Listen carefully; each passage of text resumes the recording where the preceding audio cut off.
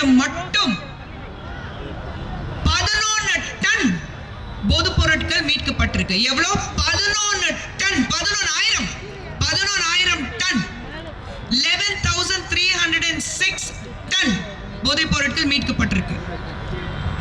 ஒவ்வொரு இடத்துலயும் நீங்க பாத்தீங்கன்னா அவ்வளவு ஈஸியா பள்ளிக்கூடத்துல படிக்கிற பசங்களுக்கு போதைப் பொருட்கள் ஈஸியா கிடைக்குது.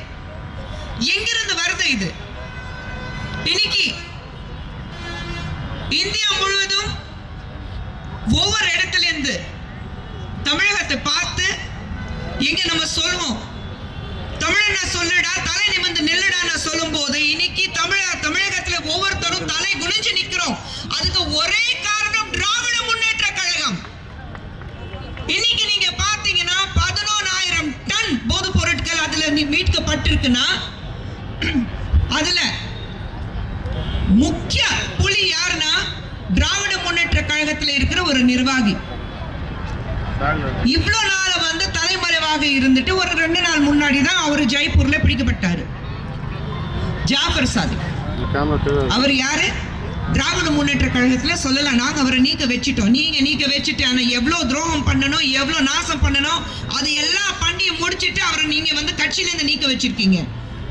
ஆனா இது எல்லாமே வந்து நாங்க சொல்லல, அமலாக்கத்துறை மட்டும் சொல்லல, இது வந்து ஆஸ்திரேலியா, நியூசிலாந்து, டெல்லி போலீஸ்காரங்க, என்சிபி நார்கோட்டிக் கண்ட்ரோல் போர்டு அது சொல்லுது.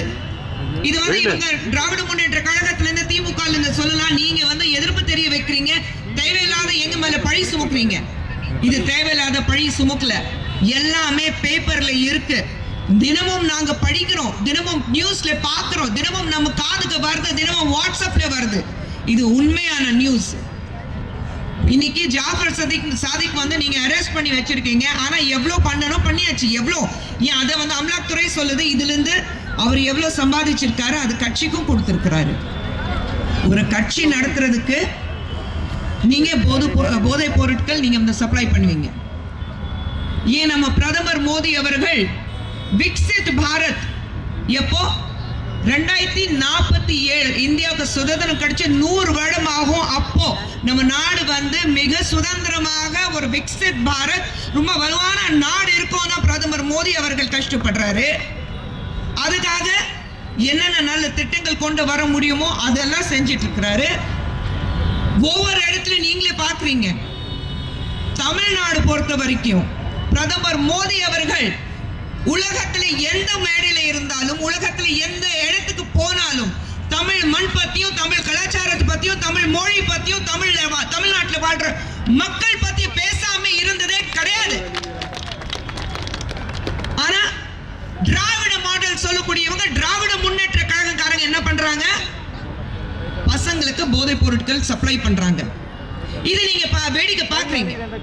ஏன் நான் கேட்கிறேன், இதுவரைக்கும் முதலமைச்சர் ஸ்டாலின் அவர்கள் இதை பத்தி ஒரு வார்த்தை சொல்லி இருக்கிறாரா? இதுவரைக்கும் ஒரு விஷயம் இதை பத்தி வந்து பேசி இருக்கிறாரா? உடனே இந்த மாநிலத்துல அது நடந்து, அந்த மாநிலத்துல இது நடந்ததுன்னு நீங்க சொல்லிக்கிறீங்க. உங்க மாநிலத்துல என்ன நடக்குது இதுக்கு மட்டும் ஏன் நீங்க வந்து கவனிக்க மாட்டேங்கிறீங்க? இது மட்டும் கண்ணில் வந்து கட்டிட்டு எனக்கு தெரியலப்பா, இந்த பூனைக்கு பால் குடிக்க தெரியுமான்னு சொல் கதை இருக்கு பாருங்க. கண்ணுக்கு மூடிட்டு பால் குடிக்கும், அப்ப யாருமே என்ன பார்க்கல. அந்த மாதிரி தான் முதலமைச்சர் அவர்கள் இருக்கிறாரு.